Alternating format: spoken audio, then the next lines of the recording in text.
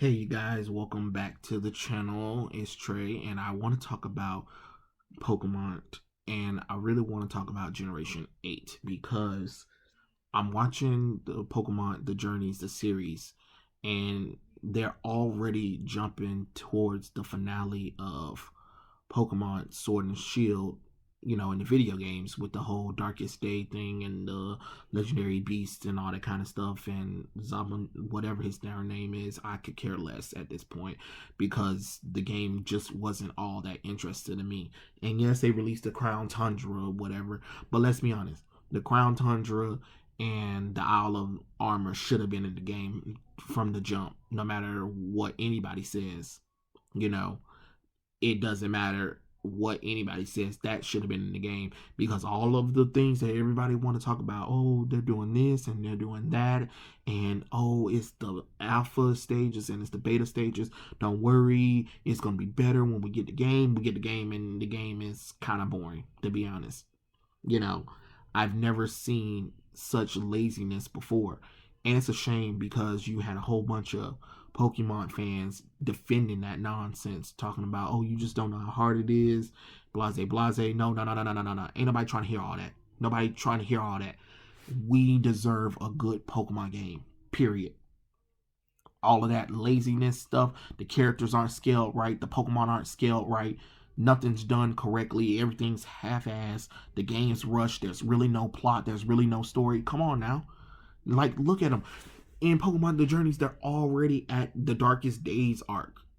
What, that's episode 40, what, 1 through 44, I believe, if I'm miscounting or whatever. We're not even done with this series. We're not even in the middle of this series. And they're already doing the Sword and Shield finale. Yeah, because you know why? Because there wasn't much of Sword and Shield that they could really pull from. Because remember, every time we could do something in the video game, they were like, oh, Leon will come and be like, oh, I got this. You go and compete in another gym challenge. That's great. So instead of, when in past games they made us go and investigate what was going on and whatever and jump like that, they was like, hey, just go to another gym challenge and we'll finish it off. Like, come on now. What is this? I'm sorry. I just don't get what's going on. We are literally accepting lazy, half-ass done games or storylines from everything. Everything. All the media seems to be giving us half-ass stuff, and it's always people just trying to defend it. But you got to remember, it takes a lot of people's money. You know what I'm saying? People save up money to buy these games or to buy the merchandise or buy the manga or whatever, or the movie or something like that. And for you to put your time and effort into a product that you brought, and for that product to be half-ass done, says a lot. It really says a lot. And for people to keep trying to tell them, oh, they shouldn't complain, or it's not for you, blase, blase, what kind of lame response is that? Like, let's really just talk about this.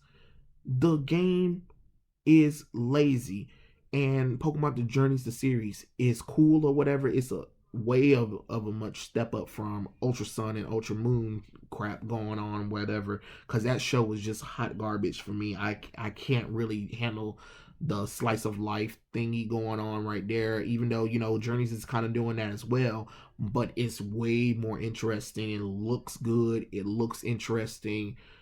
When I was watching Pokemon Sword and Shield, I was basically bored. The only time I was really excited is when Misty and Brock returned, and like the final couple of episodes of the Alola region. But let's be honest, like, Ash was so far advanced from everybody else, it was kind of obvious that he was gonna win because of that nonsense that happened in XY, where he lost the league when they knew damn well, since he should have won. Let's be honest, we all know that in X and Y, Ash should have won the series. Like, it made no sense that he lost that league. A water type against a fire type again. Really, we're really doing this? But it seems like when the clutch comes, they pull back for Ash, And in the Low region, they was like, well, we gotta definitely let him win this time. But good God, that animation was just too ugly for life.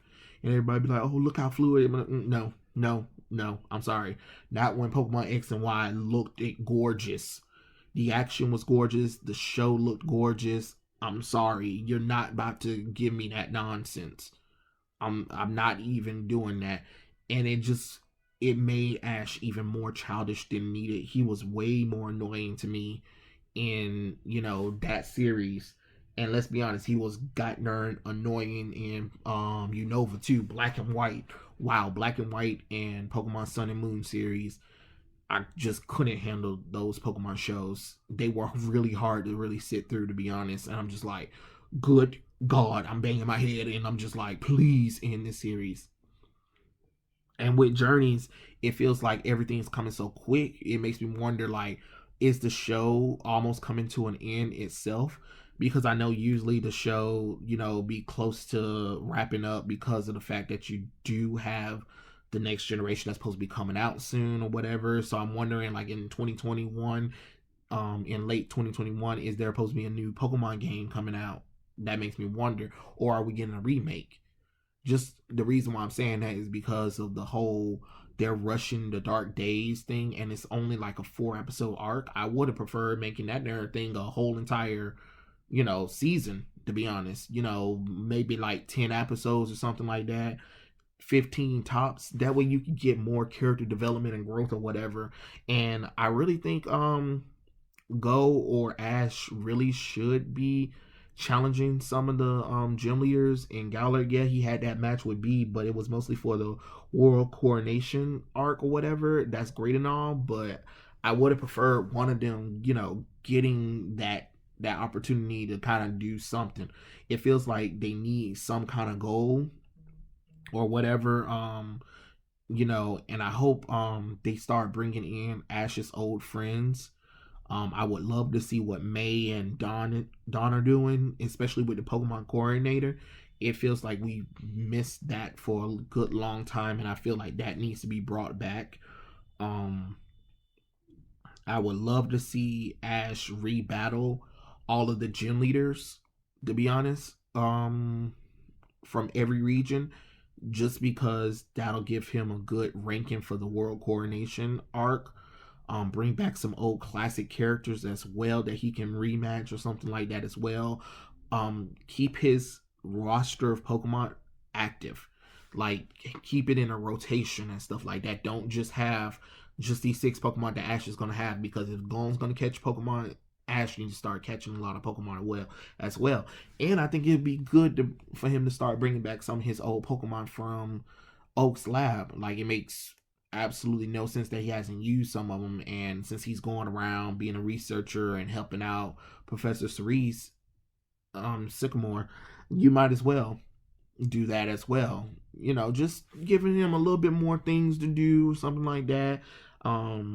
But yeah, that's what I was really kind of worried about, because it is pretty soon, in my opinion, but it also shows how flawed the Pokemon Sword and Shield story was within itself. It's probably the weakest out of all the Pokemon stories, and that's really saying something, to be honest, when they already got to the Darkest Days and it's not even that long of an arc. You know what I mean? But yeah, that was just my little quick rant talk about, Generation 8 and stuff like that. But you guys, tell me what you guys think. Like, subscribe, write any comments in the comment section below. I would love to see and hear what your thoughts are, and I'll catch you guys later. Peace out.